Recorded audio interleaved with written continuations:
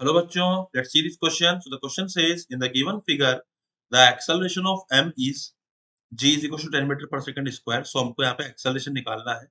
So first of all we will use the key concept.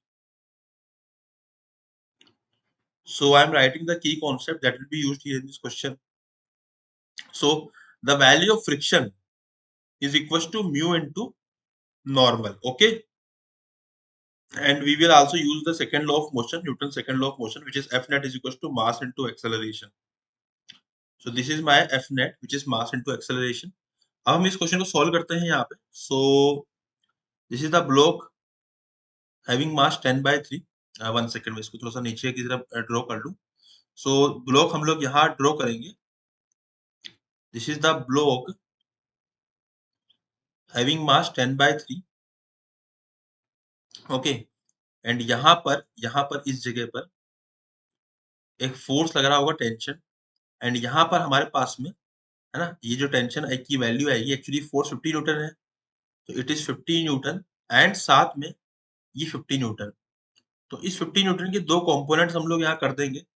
एक component तो आएगा along the axis, एक आएगा परपेंडिकुलर टू. तो हम लोग अगर बात करेंगे परपेंडिकुलर इसमें, तो इधर की तरफ जो फोर्स आएगा हमारा वो आएगा, देखो tan inverse theta is equal to sin inverse 3/5 है. तो ये हो जाएगा हमारा 50 cos थीटा.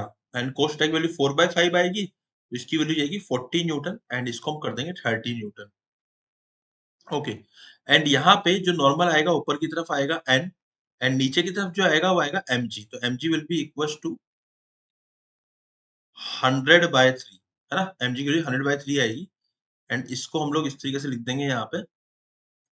एंड जो म्यू की वैल्यू होगी, mu will be equal to 1/3 है ना. म्यू की जो वैल्यू आएगी वो 1/3 आएगी. तो यहाँ से हम लोग normal plus 30, this will be equal to 100/3 मेरा आ रहा है. तो नॉर्मल की जो वैल्यू आएगी इट इज 100/3 माइनस 30. एंड इसको सोल्व करने पे आएगा 100 माइनस ये जाएगा 90 विच इज 10/3 न्यूटन. ओके. 10/3 न्यूटन आएगा हमारा नॉर्मल की वैल्यू. तो ये जाएगा हमारा नॉर्मल विच इज 10/3 न्यूटन. सो अभी हम लोग यहाँ से आगे बढ़ते हैं और क्वेश्चन को देखते हैं.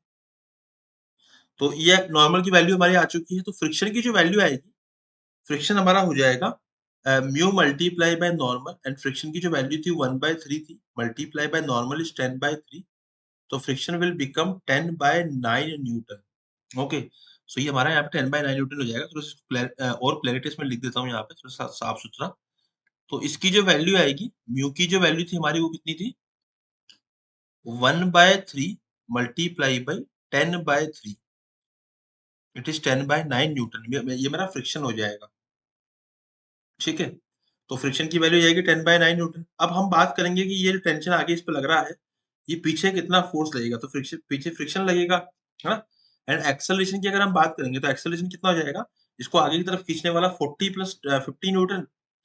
तो टोटल आगे लगेगा 40 प्लस 50 माइनस जो पीछे की तरफ इसको खींचेगा वो लगेगा friction which is 10/9. This will be equal to mass which is 10/3 into acceleration a. तो इस इक्वेशन को सॉल्व करेंगे and we will get the answer of this particular question. तो इसको हम सॉल्व करते हैं इक्वेशन को. So what I will get, 1 second. So यहाँ से दिस इज 90 इनटू दिस. तो ये कितना हो जाएगा हमारा, ये हो जाएगा हमारा 90 multiply by 9. This is 810 minus 10 divided by 9. This is equal to 10 into a by 3. सो हम लोग यहाँ बोल देंगे कि this is 810 minus 10 is 800 divided by 9. It is 10/3 into acceleration a. तो 0 से 0 कैंसिल आउट हो जाएगा, 3 से 3 कैंसिल आउट हो जाएगा ना. एक्सेलरेशन की वैल्यू आएगी 80/3.